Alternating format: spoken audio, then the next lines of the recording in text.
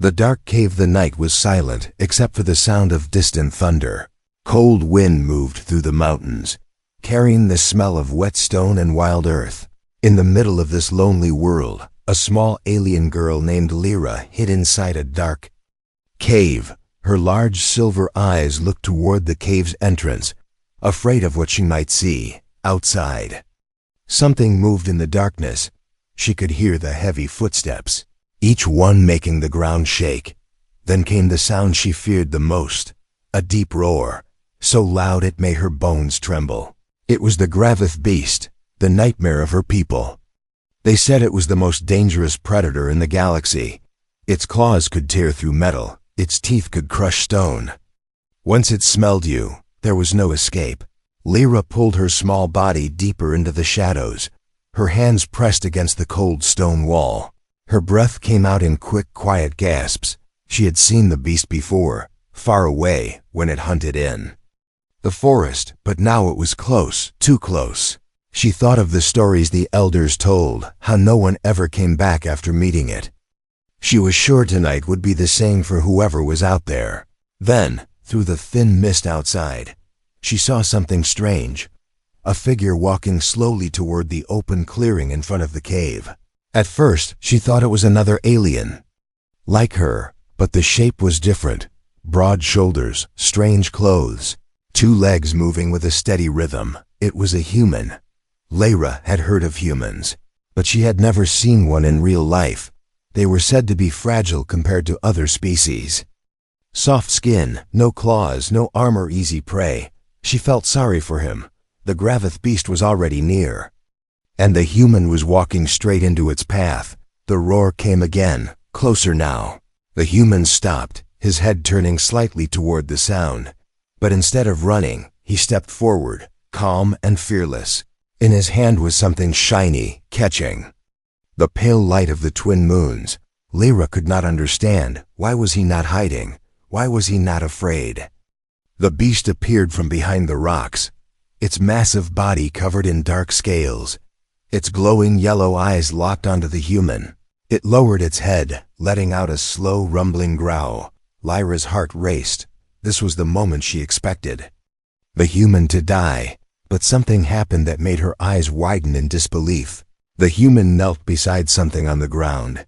It was part of a fresh kill, a creature the beast had hunted earlier. Without fear, the human cut a piece of raw meat from it. Then, with steady hands, he raised it to his mouth and took a bite. The sound of tearing flesh filled the air. The beast stopped moving, its growl fading into silence. Its head tilted slightly, watching the human chew. Lyra's mind spun in confusion. Why was the beast not attacking? Why did it just stand there staring? The human looked up at the beast and continued eating. His expression was calm, almost challenging. He took another bite. Slower this time, his eyes never leaving the creature's. The beast stepped closer, its claws digging into the dirt. It sniffed the air, the smell of blood and meat heavy between them. Lyra's breath caught in her throat. This was it. But the beast did not strike. Instead, it lowered its head toward the same carcass. It tore off a piece of meat for itself and began to eat.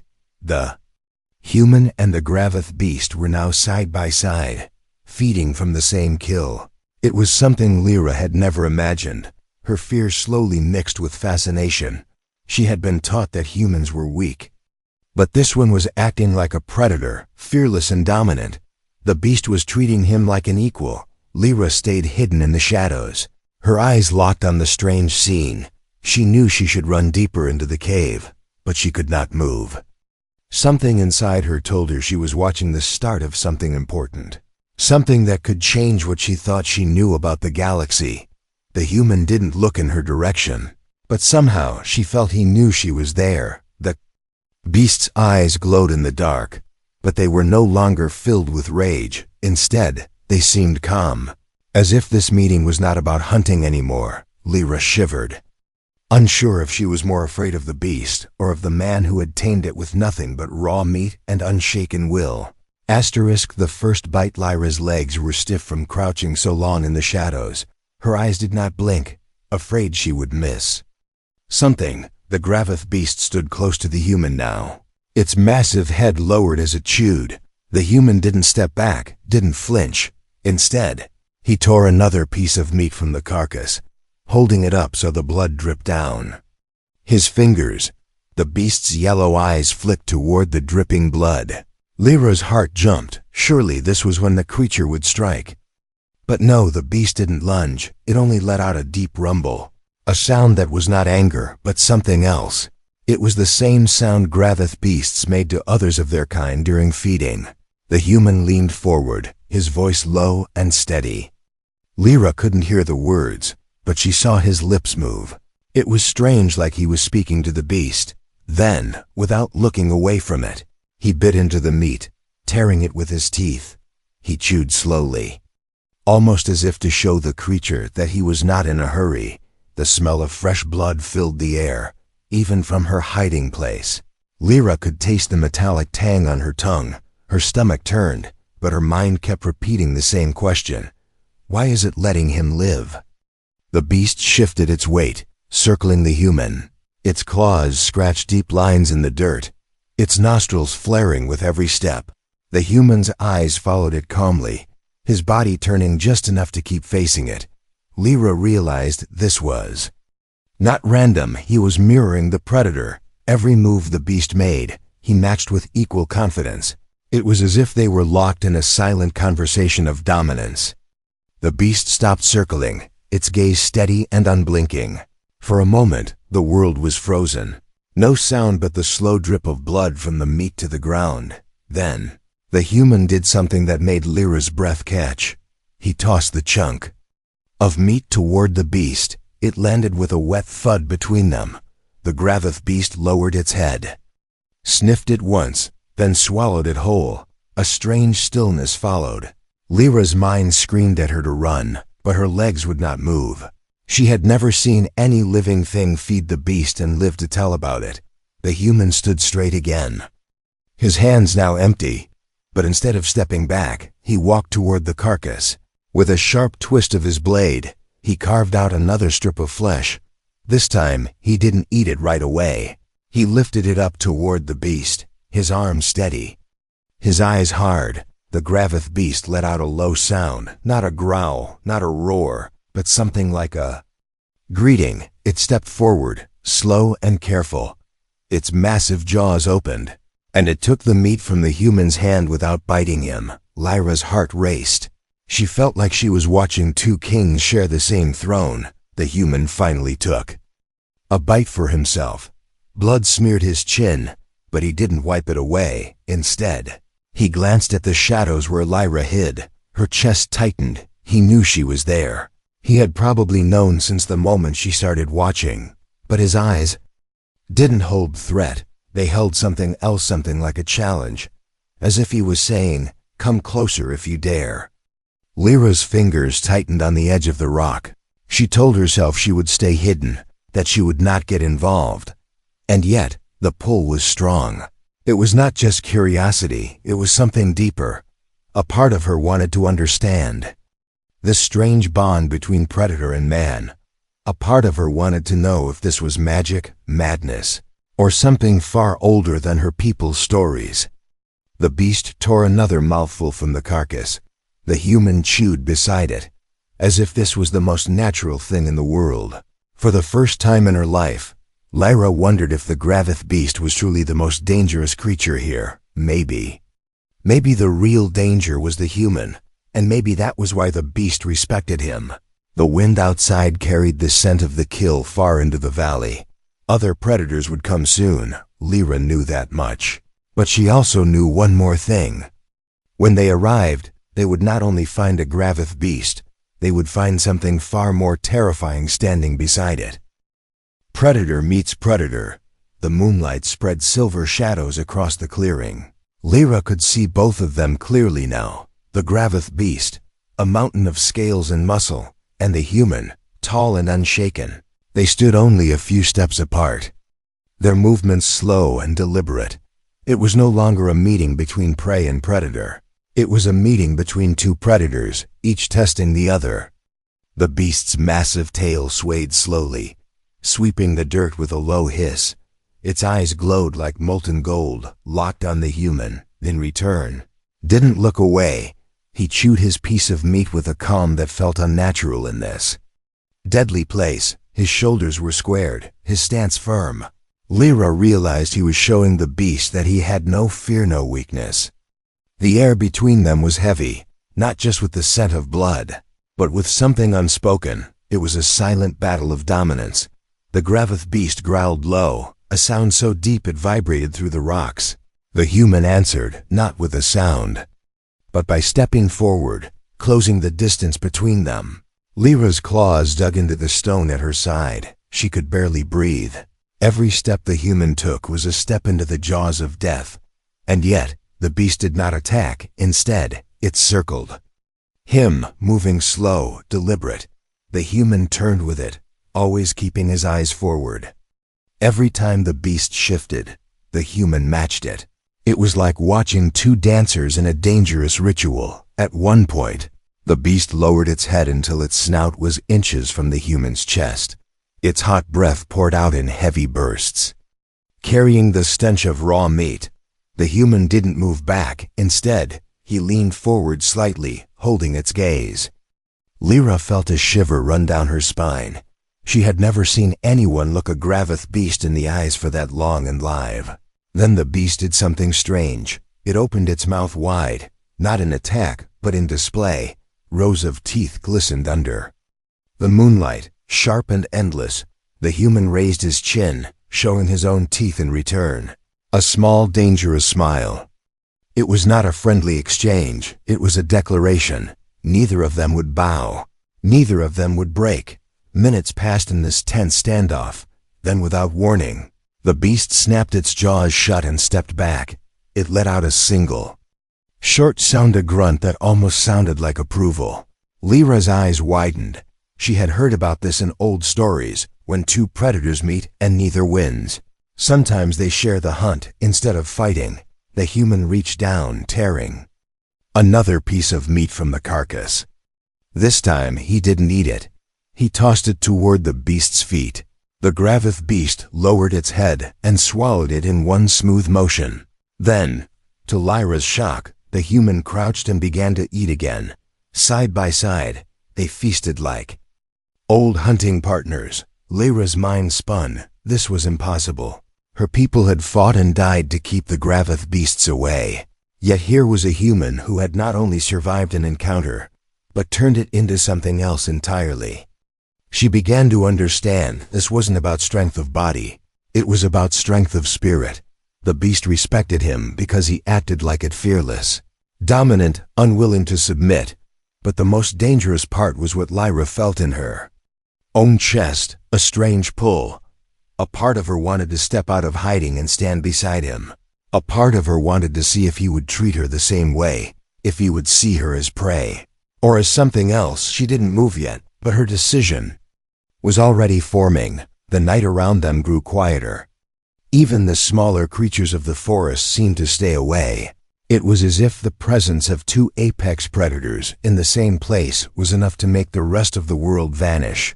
The human finally glanced at the shadows where she hid. It wasn't a long look, but it told her one thing: he was waiting for her to make a choice. Lyra's pulse pounded in her ears. She had been raised to believe the Graveth beast was the ultimate danger. But tonight, she had seen something even more dangerous.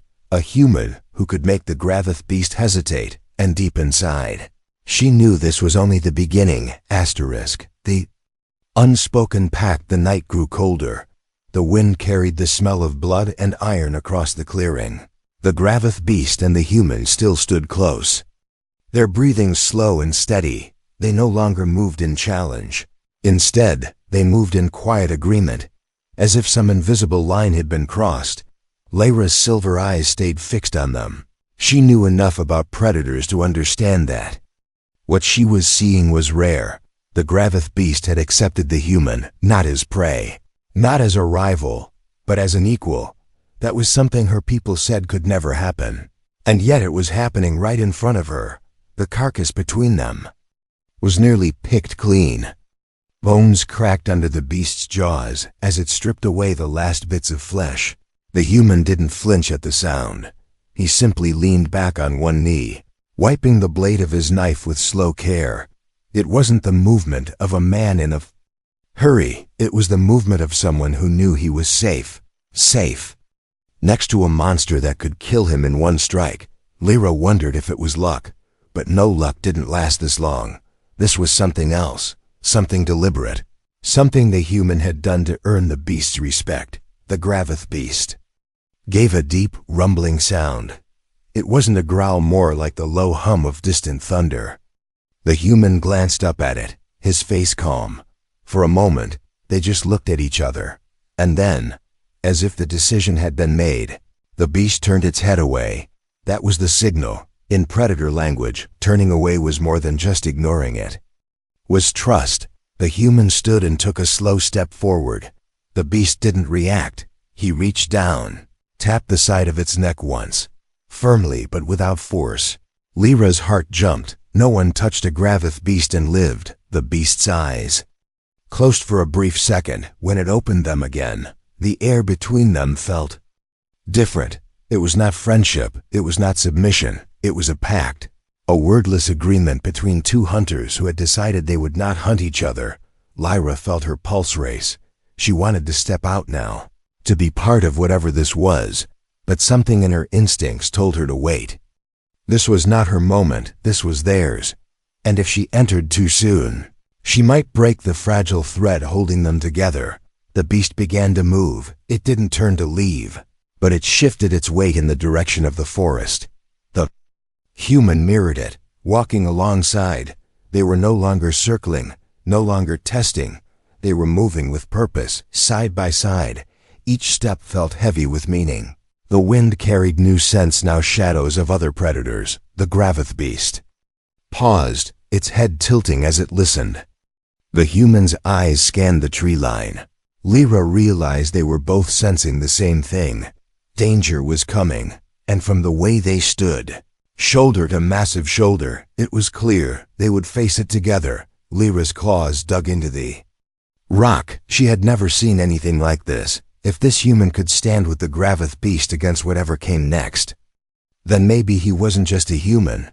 Maybe he was something else entirely. The beast gave one last low sound. The human answered with a single nod. No words were spoken, but the meaning was clear. They understood each other. It was the kind of understanding predators shared without needing language. Lyra knew this moment would be burned into her memory forever. The moment when the most feared creature of her world chose to walk beside a human.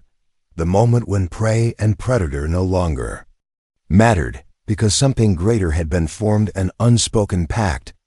The two moved into the shadows of the forest, and Lyra, against all reason, began to follow. She told herself it was curiosity, but deep down, she knew it was more than that. She was chasing the chance to witness the impossible again. The approach to the forest was quieter now. The Graveth beast moved like a shadow between the trees, its massive form silent despite its size. Beside it, the human walked with the same steady rhythm, his steps matching the beast's without hesitation. It was strange, two predators so different in shape and nature, moving like they had hunted together all their lives. Lyra followed at a distance, keeping low. Every few steps she glanced over her shoulder, half expecting the human to turn and point at her hiding place. But he never did. Instead, he kept his eyes forward, scanning the forest ahead as if every movement, every whisper of wind, was a message only he could read. The moonlight cut through the trees in thin silver lines. Shadows swayed across the forest floor. Lyra's heart pounded with each step she took. She told herself she was only watching, only curious, but deep inside, she knew she was being drawn in. There was something about this human, something dangerous, but impossible to turn away from. They stopped near a clearing where the ground dipped slightly. The beast lowered its head, sniffing the air. The human stood still, listening. Then, as if sensing something behind them, he turned his head directly toward Lyra's hiding spot. Her breath caught. His eyes locked on hers through the shadows. They were sharp, but not cruel. He didn't shout, didn't move toward her with anger. Instead, he lifted one hand, palm up, and curled his fingers in a slow beckoning motion. Lyra froze. Her people had a saying: when a predator invites you closer, it's because you're already caught. But the human's gesture didn't feel like a trap. It felt like an offer she didn't understand, but couldn't ignore. She stepped out from behind the tree, her feet moving without permission from her mind. The Graveth beast noticed her immediately. Its head rose, eyes narrowing. Lyra's body stiffened. Every instinct screamed at her to stop. But the human stepped between them, holding out a piece of raw meat in her direction.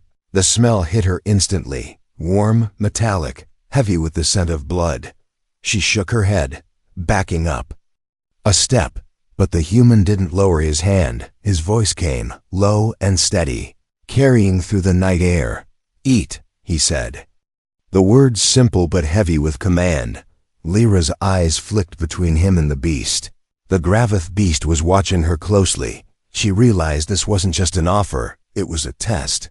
If she took the meat, she would be joining their circle. If she refused, she would remain an outsider, maybe even an enemy. Her claws trembled as she reached forward. The human didn't move, didn't flinch. She took the meat. The warmth seeping into her fingers, her stomach churned, but she raised it to her mouth. The first bite was the hardest. The taste was sharp, wild, and raw. It filled her senses, made her heart race. The beast's eyes followed every movement. When she swallowed, it let out a low, approving sound. The human gave the faintest nod. It wasn't praise, it was acknowledgement. She had passed whatever test this was. Lyra licked the blood from her fingers without thinking. The human's gaze didn't leave her for a moment. She felt like the world had shrunk down to just the three of them. A predator, a human, and an alien girl who no longer knew which one she feared more. The Graveth beast lowered its head again. This time without hostility, the human stepped aside, letting her stand closer. Lyra's mind spun. She had just been invited into the space between them, and she knew such invitations were rare, maybe even dangerous. The human's voice came again, quiet but certain.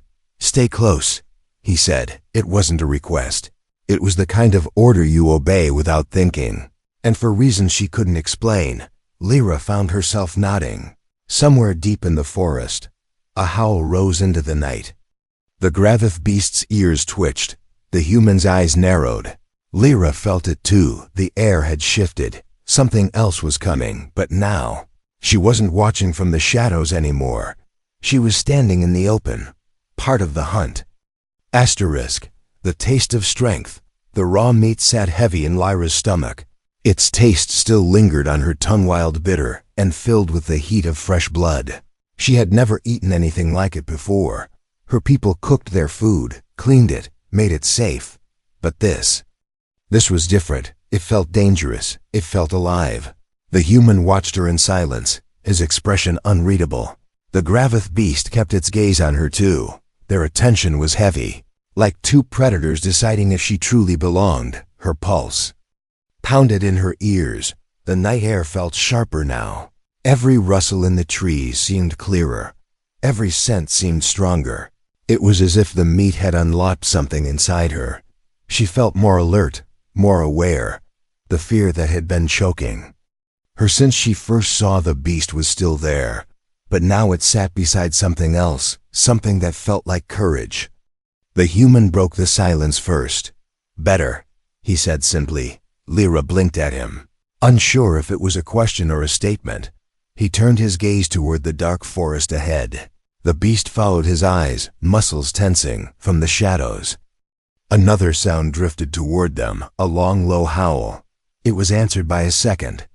Then a third. Lyra's stomach tightened. She recognized it. Night stalkers, lean, fast, and always hunting in packs. Even the Graveth beasts preferred to avoid them. But the human didn't move to leave. Instead, he stepped forward, resting his hand lightly on the beast's scaled shoulder. The beast rumbled low, not in fear, but in readiness. Lyra realized they weren't thinking of running. They were thinking of fighting. Her instinct screamed at her to back away. She was smaller. Weaker, she had no place in a fight like this, and yet, something inside her refused to step back. The taste of the raw meat burned in her throat like fire. She remembered the human's words, "You're not prey anymore." The first night stalker appeared at the edge of the clearing. Its body was long and thin, its eyes glowing a sickly green. Its head twitched as it spotted them. Another shape appeared beside it.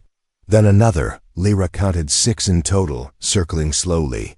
They moved in perfect silence, their paws making no sound on the forest floor. The Graveth beast stepped forward, placing itself between the pack and Lyra.